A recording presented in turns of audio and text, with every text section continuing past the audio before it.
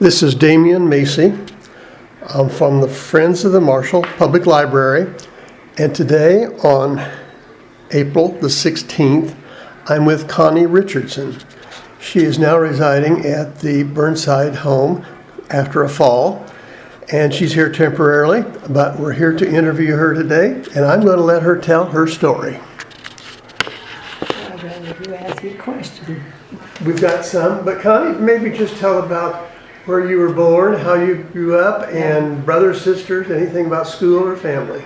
I was born in Detroit, but then we moved to Monroe, Michigan at an early age, and I attended school in Monroe, and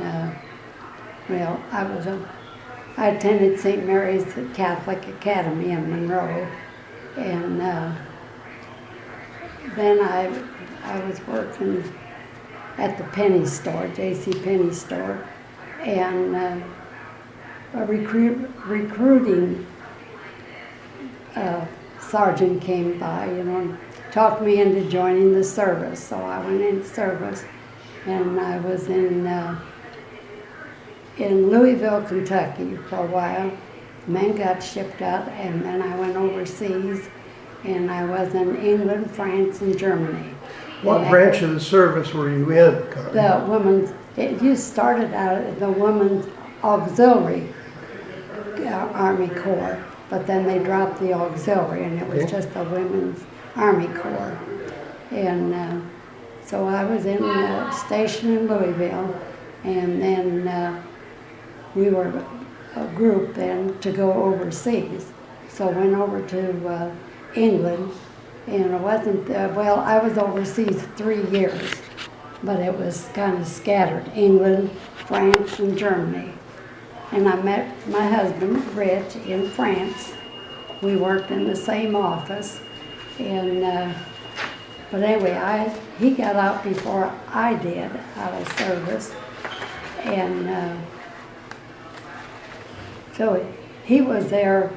He had gotten a job already and moved. He was from Cayuga, Indiana, but he moved to Marshall, just waiting for me to get home. And so we were married in Monroe, Michigan at the Catholic Church. He wasn't Catholic at the time. And so we worked there, and then he got a job at the Indianapolis stockyards. And that was his living for years before we ever met. What was that young man's name? His name, Forrest, F-O-R-E-S, no T. Okay, that's why I know many people thought it was Forrest. So he moved to Monroe and got a job out at I think he worked at some mill that was there. And then, but his line of work was cattle, stockyard. How was your meal today? What? And we got married in Monroe. He wasn't Catholic at the time. And, but like I said then, I was working at the penny store in Monroe. And trying to think then. No, we had moved. We moved to Frankfort, Indiana, and he worked at the stockyards in Frankfort. So you met him in the military then? In France. In France. What was your involvement, or what were you responsible for when you were in England and France? Office work. The wax did in the office, and he worked in the same office. Okay, that's what I was going to ask. Was his job next to you, or how did you he worked. He and the captain were good friends, and he didn't make a very good impression on me the first time. He was sitting with his, turn a chair around, like this, and the captain said to him, "Forrest, this is Connie, and she'll be working here in the office." And he must have raised his bottom about that much. How do you do? Bad impression. But that way we worked in the office. And so we were there, let's see, a year and a half. And then I was sent to, that was in France. Oh, I got sent to Germany then. Oh, So I was over there maybe about a year. And he got home before I did, and he'd had a job and working, had an apartment just around from where my dad and I lived. I was the last one. I was one of 7, and well, a couple of them were living there. And but he got a job there at the mill in Monroe. Monroe, Michigan. We had a, I can't even think of it. I want to say like a steel mill or something in Monroe. And he got a job there. And but then we lived in Monroe just a short time, maybe 6 months or 8. And so we went to Frankfurt, and he had been there before, and he worked in the stockyards. He knew people there, so he got there working in the stockyards in Frankfurt. So you got married after you came back to the Yes. States? Oh, yeah. Okay. And, So you kind of followed him back home then? well, he wasn't Catholic at the time, but we were married at St. Mary's Catholic Church in Monroe. Okay. And then he got this offer at a stockyards. And his dad had it, and he was going to work with his dad. And I don't know how long we stayed there in in Frankfurt, Indiana. In that military experience, is there any particular event or things that you remember that was so dramatic or just made an indelible impression on you? Well, really, they were strict with us, and I liked it. We had our own, like a dance hall and everything. We had our own recreation on the base. And that's really, and I don't know how long that was in England, I think. And then when I went to France, then is when I met Rich. I worked in the office, and he was master sergeant in the office, kind of in charge. But like I said, he did not make a very impressive first meeting. He just raised his butt about like that, you know, how do you do? Like I said. What was your rank in the military? Well, I was a staff sergeant. Okay. And did that rank, were you supervising anyone under you then too, or? No, because we were there working in the office. Okay. And of course, in our own thing, we didn't have like a captain, you know, in charge of the troop. I don't know, it just seemed so blurry. You know, that's 10 years ago. That was in. I can't always remember what happened 3 days ago, so you're doing okay. Yeah. Did you learn to speak any French, German, or anything when you were over there? But I'll tell you one thing, when I was in France, we were on an air base, and this GI came up one time and he said, "Hey, Connie, would you like a parachute?" And I did. I looked at him, and I said, "What in the hell would I do with a parachute?" It was one that did not pass test. But anyway, I had that, and so I went to somebody. I asked if they knew a seamstress. So I took that parachute, and I said to the woman, I said, she didn't speak English, I didn't speak French. And I told her to make me something out of it. But I started saying, I don't have it here, it's at the villa. She took that and she took my measurements with pieces of string. And I did not see it, but she would have it done in a week. Wow. She took that material, she made me a long robe made out of the nylon, the short robe. There were three things. There were a jacket. The other one was a kind of like a blouse and a jacket. And when she got them done about a week later, I asked her what I owed her. You know what she wanted? 3. I know it wasn't, I'm saying more, packages of cigarettes. Package of what? Cigarettes. Oh, my. They were at a premium there in Germany. That's what I gave her. I think maybe she only wanted 2, and I said, oh, I think I gave her 3, you know. And she probably sold them for a high price, but that's all she wanted. Of course, we had an interpreter, a friend of hers, you know, that could speak English and German both.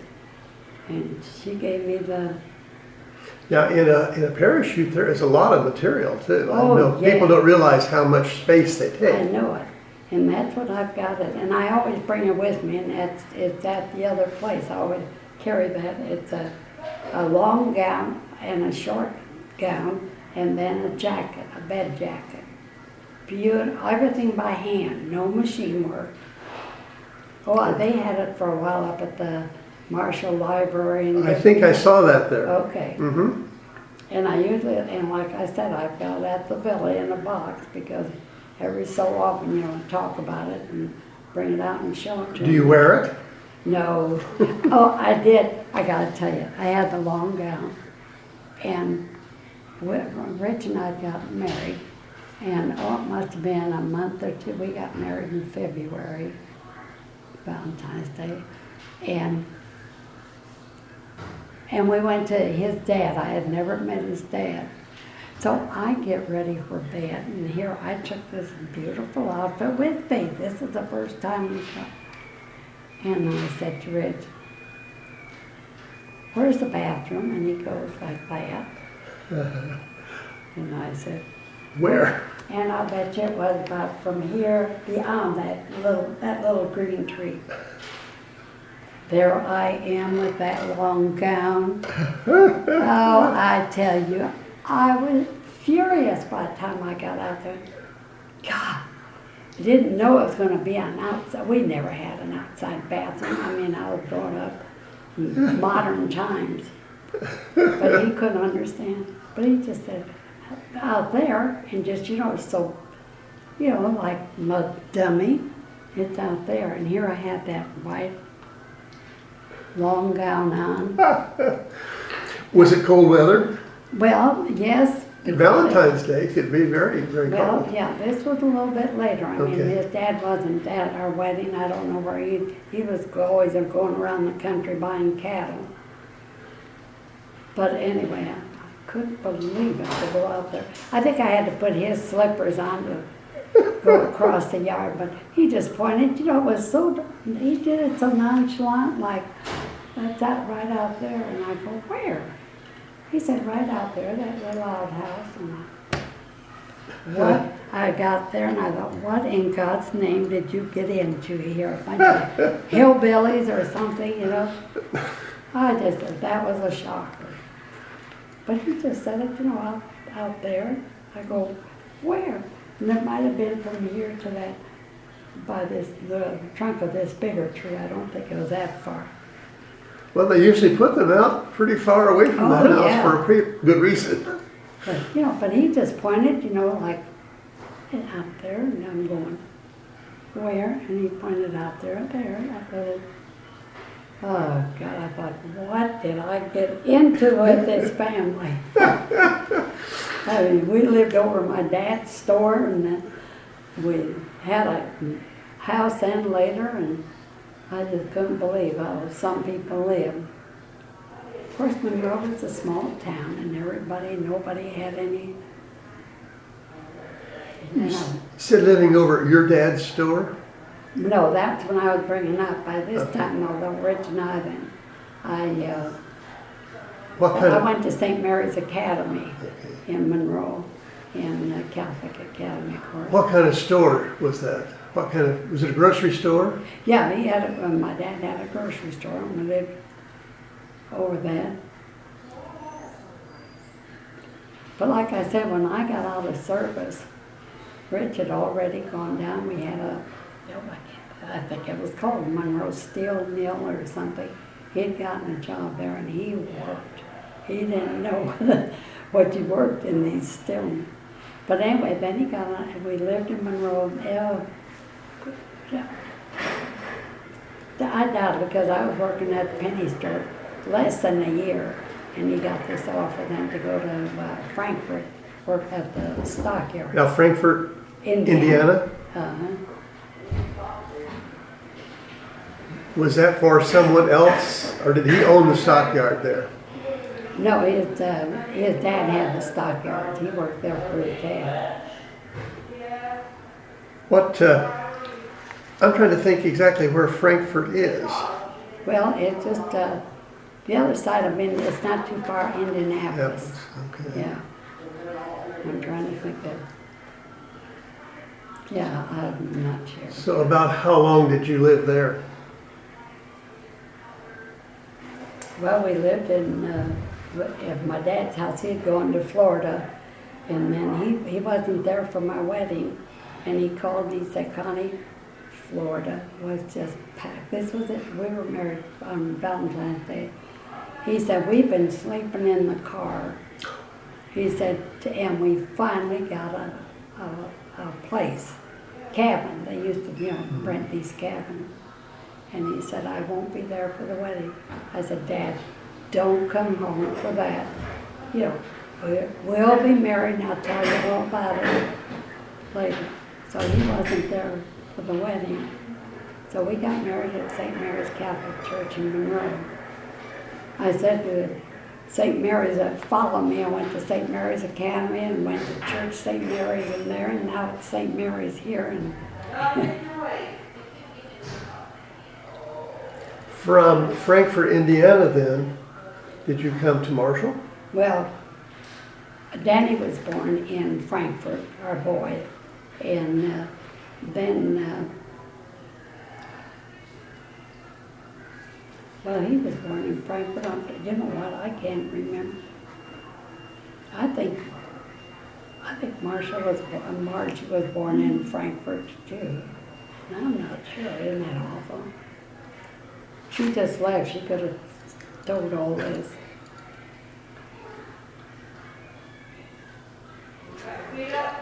Because then we stayed in Marshall, and of course Rich had the stockyard. So he did purchase the stockyards here, didn't he? No, his dad owned it. In Marshall? Oh. Up there. Okay. I tell you, it's not there. I don't No, think it was out along the railroad. the railroad track. and the cemetery. Mm-hmm. Because when we go out the cemetery, and Rich said something, and always saying, well, there was Dad's place. I don't think that building's even up. So what was his dad's name? Walter Walter Richardson. Okay. What, did he own stockyards in different towns then around over the country? Or? No, well, this one, the railroad. I mean, he leased it, I think, from the railroad company. Oh. I think. I'm so mixed up now but I think his dad left. And where did he go? He went up north somewhere because we went up to see him. Maybe he was going to run another stockyard, I can't remember, and then Rich was with this one. Okay. So was he then like the general manager of the stockyards? His dad was. No, but I mean when he came here, when you folks came here. No, he was working for his dad out there. Yeah. He was working out there. And I don't know how. Isn't that awful? Can't even remember how we got. Well, I know my dad and my father-in-law, Jake, both thought so much of Forrest. They just thought he was a great person. And I know Eleanor's dad bought quite a few cattle and all from him over the years. Oh, yeah, that was his life. He liked it, and I thought maybe he'd get decent job. I wouldn't have all that manure clothes to clean, to wash and all that, you know. But he liked it. And Danny was born there. And that poor Danny, I tell you, he had one hell of a life. He really did. When he was, he got polio. We were living in Marshall. And he had polio. And that used to be Dr. What was his name? Big fat bet. Mitchell? No. Ilias? Ilias. Dr. Ilias. He'd come by the house to check on Danny all the time. I tell you, he was one of the old-fashioned doctors that came at the house and checked on you and everything. So then Margie was born, and Danny had that polio, and it left him with the limb.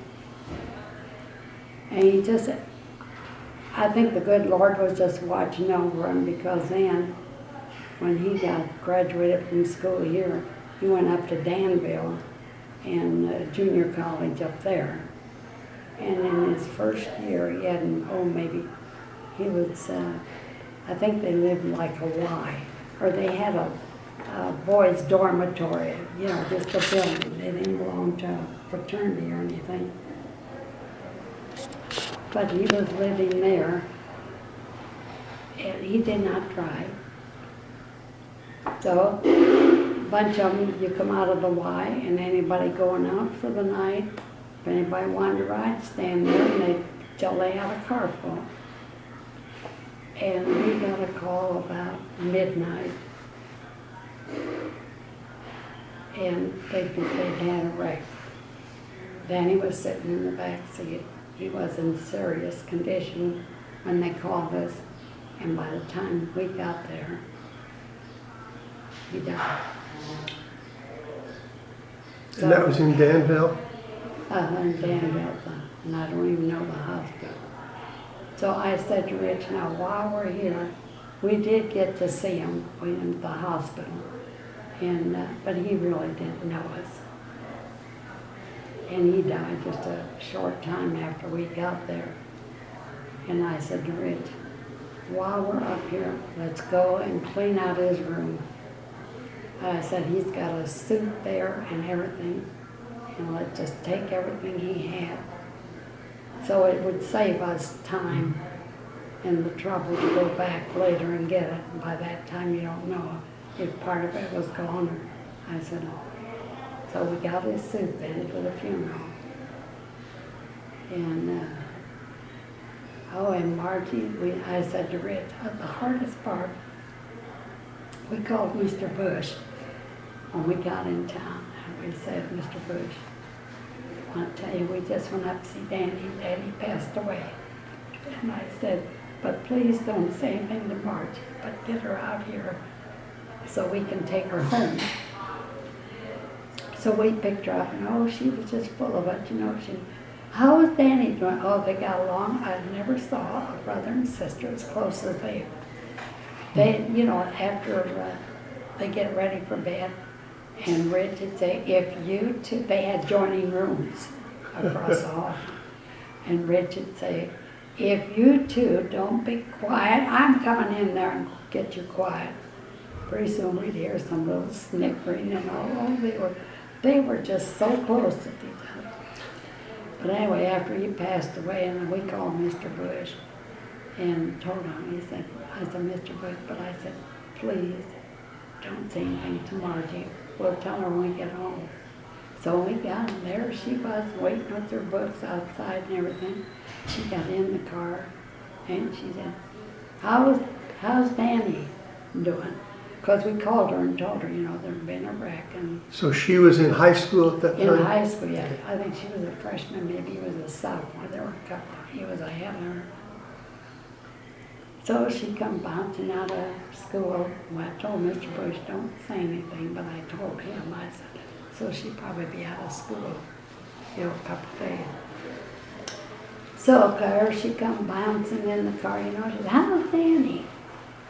And I said, oh, wait till we get home. I will tell you all about it. Like that, we got in. I thought she was going to have a nervous breakdown. I honestly God did. Oh, they were so close. I know that had to be a rough time. And our two kids, they can't get along, but they can't get along without each other too. Well, so that's what I said. It is funny, isn't it? And I was one of 7, and my dad would say, yeah, you're not going to fight. And well, there'd be a fight every 5 minutes when you got 7 kids trying to raise. My mother died when,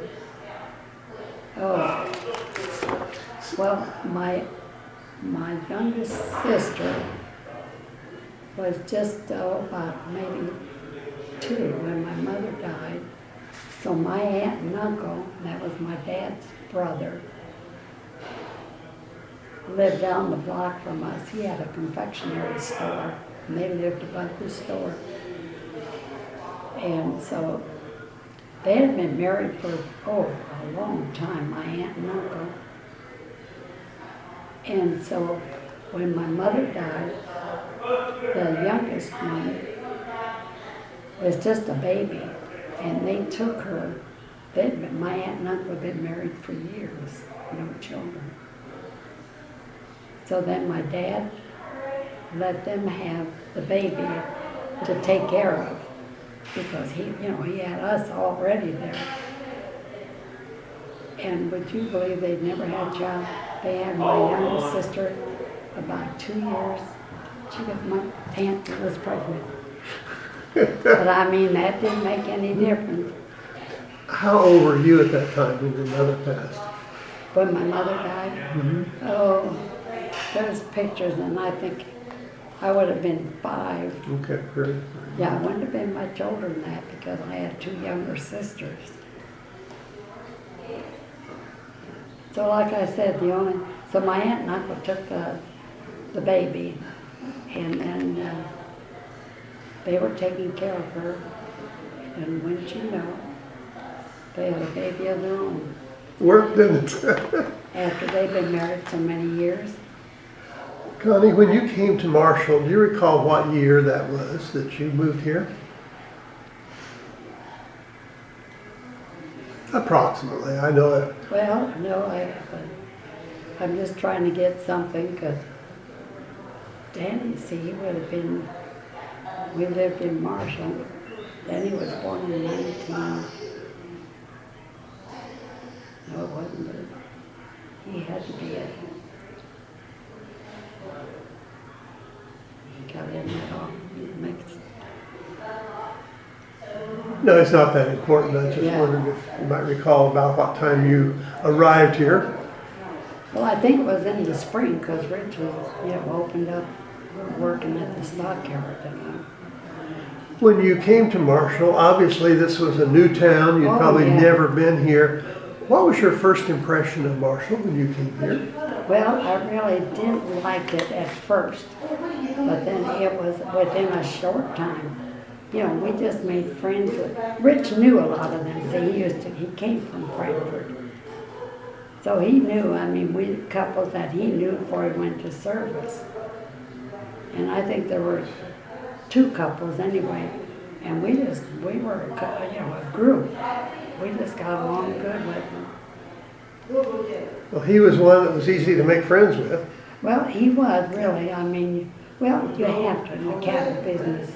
Sure. You have to, get friendly and talk and get customers. Is there anything you remember about Marshall in particular when you first came here that you said you didn't really kind of like it? Well, is there something that just stuck out that you didn't like, and then here's something you did like? Because right off the bat, Danny was sick and he got polio. See, he was only like, we moved here, he had polio, I think, at 5. But we liked, because Dr. Elias, could take care of, and he'd come, and we used to laugh, because then Danny had polio, and then he'd come and check, on him. Well, I was in the neighborhood, and I thought I'd just stop by and say hi. Kind of sounds like him. Yeah, he just kind of mumbled it. He was a good doctor. From that, I guess, early image you had of Marshall coming in here and Marshall today, what's been the most changes or the most important changes you think about? Oh, I don't think the people are as friendly as what we had come from. I mean, you go down to the Legion, they'd have dances, you know, in the group, and that was your friend. But they're kind of picky a little bit. And I don't know, that doesn't sound right, but Rich knew these. Of course, he was familiar with Marshall before. And so, yeah, we lived in Frankfurt, Well, I think he opened the stockyards here in Marshall. He and his dad ran the Marshall stockyard. I think back of old days myself, people sat on their front porch, Sunday afternoon, they would go out and visit people, and that just doesn't happen anymore. I know it. And you know what? It's getting worse now. Well, I think so. I agree. It's getting worse now. I just can't believe. You have to be somebody with money or prestige or something to get friends around here. I mean, really, and that I don't mean to be snobbish, but you know, I've had friends, and Rich met them, and right off the bat we got with Jenny and Omer Schauer and Kate and Bill Nealing. Rich knew, I don't know how we got friendly with them, but we've been friends for years. And you just don't get friends. It stick, huh? Yeah, just stay your friend like that. But we'd have parties. Of course, we had the big house, and I forget where Jenny and Norma lived on Ash Street, but there was a little house in Catonville. Mm-hmm. They lived around the corner from us, like that. But we had the big house. Our house was the party house. Ooh. So, you know, Saturday night we'd get together or go down to Legion together. That makes me think, have you heard anything about Jenny and Omer Schauer? Well, I heard she fell and broke a hip, and I heard he fell also. He fell, and that he must have been holding hands, and he fell down, and then did like that, and then she fell, see. Mm-hmm. And I suppose he was, because she hadn't been well or something, holding her hand, and something came down the steps, and he stumbled, and he had hold of her hand. Were they at home? Nope, coming out of church. Oh, out of church. Oh, dear. That's what my daughter told me. Okay. Well, you kind of touched on the thing that I was going to ask about next. I know you've been certainly a very strong supporter and a great person to have at St. Mary's Church here in Marshall. Well, I used to now, I'm 93. I'm not too involved with that stuff. But you sure have been. Well, over the years. Over the years, yeah. But I meant though now, and they're always. I don't think the women's club was as active then when I came as they are now. I mean, they do so much good, and I just can't. I'm in this chair, and I've got broke a bone here, so I've had that. That's why I'm in the wheelchair. Broke a bone right under here, and I'm hoping I can get that off. So I'm kind of, I haven't been to church and can't kneel anyway. But Connie, over the years, you made your mark back there, and that's the important thing. Well, but that's what I said, that I can make, money contributions, but to do work and go in there, and they have that yard sale thing out there, and then they have put dinners out. I haven't been, and I haven't been to church for a long, because I'm in this wheelchair. Yeah. The guy upstairs knows why. Well, yeah. Okay, Connie, well, I tell you, I've sure enjoyed visiting with you. Well, And I appreciate the things that you have mentioned here, and I think people in the future will enjoy reading some of those things. well, And I think I'll just ask one last question. Say when you were over in France or you went back to Germany today or to one of those places, how would you tell people, what is Marshall like, and would you want to live there? yeah. Well, you have to live here to know. And that's what I said about people, well, where's Marshall, Yeah, Marshall, Indiana, and then, but we loved Marshall. We loved it, and still do. But then by the same token, you're living here, and we like it here. Yeah.